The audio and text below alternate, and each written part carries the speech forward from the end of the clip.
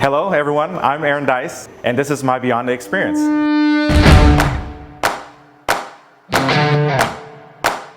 It's a fantastic platform to be filmed for the VRLU Experience, and obviously it's an exclusive opportunity for everyone that's involved. So I was very pleased to share my experience as well as my story, and I hope everybody enjoyed it as well.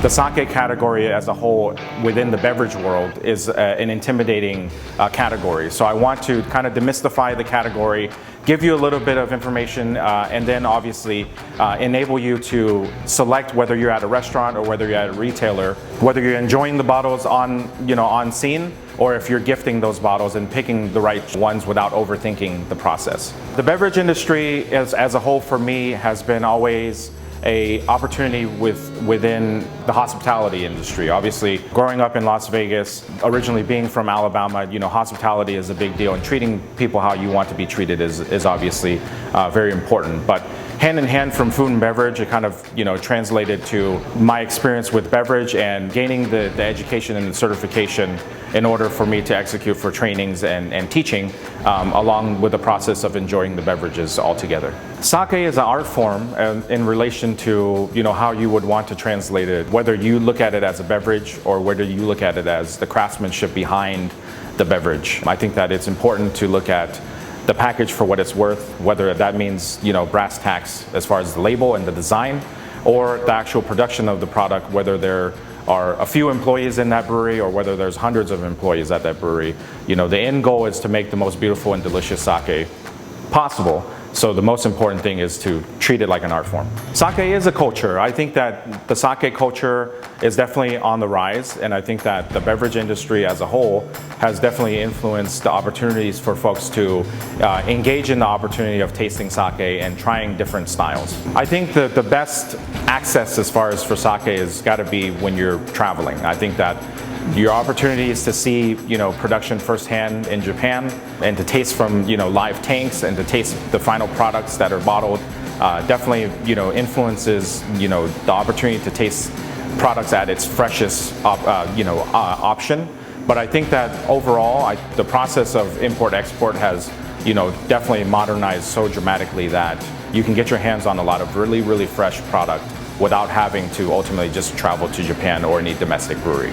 Sake selection in my house would have to be a wide variety. I think that you obviously want to have some sweeter styles or delicate options so that if you have guests or if my wife is enjoying some sake with me, which is not her first choice, then I definitely have some products that are a little bit more practical. But if you want to have a little bit more character, a little bit more expression, definitely the fuller style body options are definitely available as well. With bottles and boxes, I think that I definitely wanted to enhance an experience and bring two cultures together, whether it's obviously the fashion side with the sneaker culture as well as the beverage side, and specifically to Asian beverages. And I think that through the show Bottles and Boxes, we've been able to enlist a lot of support from different brands, whether that means Nike, Adidas, Vans, Reebok, etc. And then to the sake side, and even shochu and whiskeys, we've been able to basically bring the two together and make them coexist, for even if it's only for 4 or 5 minutes on an episode.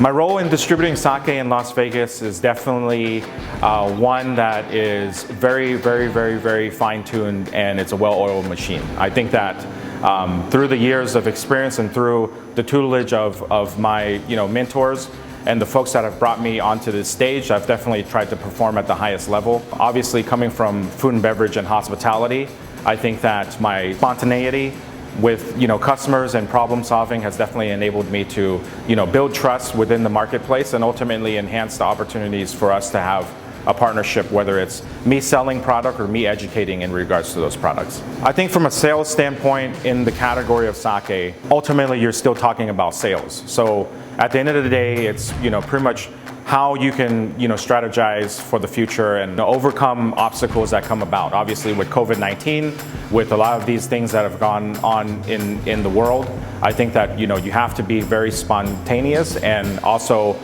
creative in a sense that you want to execute at the highest level, but to some capacity now it's not an opportunity for you to physically do it. So, VRLU is an experience that enables us to still share the culture and obviously do some animation and do some, trainings from afar will definitely be the benefactor of, the opportunities that come in the near future. But, as a whole, I definitely think that you have to be, quick on your toes and, and make sure you adapt as the setting changes on a day-to-day basis. I would say the biggest thing as far as my career path is to definitely pace yourself.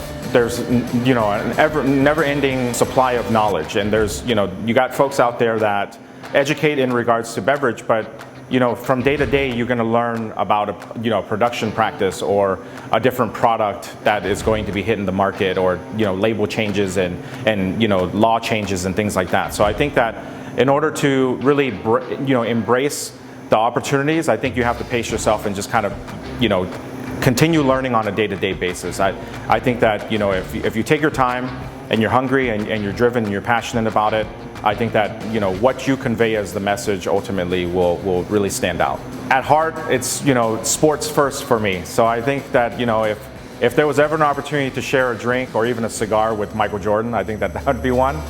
I think that if I can ultimately convince him to enjoy sake, I think that would also be a feather in my cap. First one that comes to mind in relation to sake would be Chef Jiro with Dreams of Sushi, just because of his execution and his refinement in mastering, handling of all species of fish and running such successful restaurants and venues in Japan. I definitely would love to enjoy a nice glass of sake with him. I think in order to ultimately find balance in life, you have to be happy. You have to be able to manage the stress. And I think that ultimately for me, the opportunity for me to really utilize the experience and the knowledge that I've gained through my time, in hospitality as well as a butler, definitely helps me manage my time with everything that's going on in my life. Whether obviously it's family first, so taking care of the home front comes before anything else. Making sure that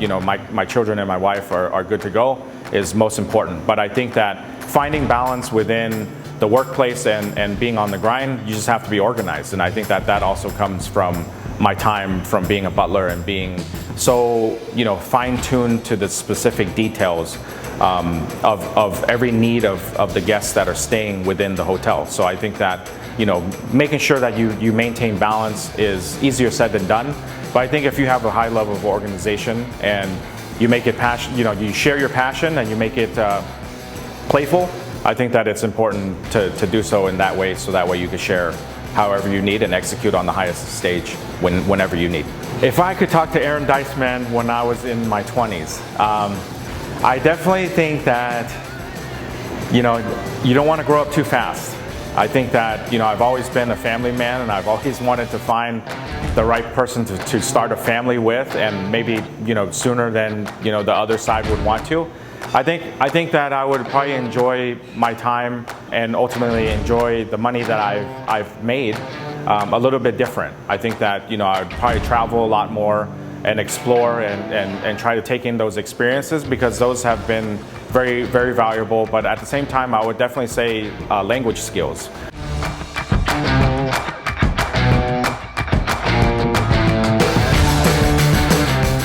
I think at the end of the day, as a human being, giving back to charity and helping out and doing your community service is very valuable, and it goes a long way. I think that it's so important to see and embrace everything that has happened, especially with the pandemic, and seeing businesses try to scratch and claw to survive. I think that it's very humbling, and I think that it's just a genuine good feeling to be able to help, whether it's with the USBG, whether it's with local charities and doing shoe drives and doing toy drives and things like that. I think that the end all is ultimately being able to create the opportunity for people to really express their gratitude towards you, as well as you giving that back to them. So charity work is always going to be very important for me. Whether I'm doing well or whether I'm not, I think that there's always room for you to give. So there's that's bar none. There's no reason why not to.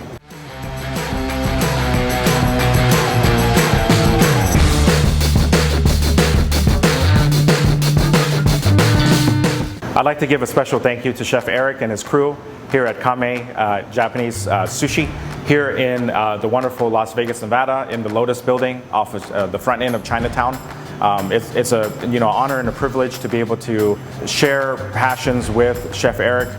He does magnificent work with his cuisine, and I've been able to help him with the pairings and the opportunities that to enlist certain products within his establishment. So it's a great deal for me to be able to give back, and hopefully if you're ever in Las Vegas, you should come out and check out Sushi Kame. Don't forget to check out my exclusive experience on VRLU. It's Sake with Aaron, Ganbei, Kanpai, Ganbei, cheers, and I hope to see you soon.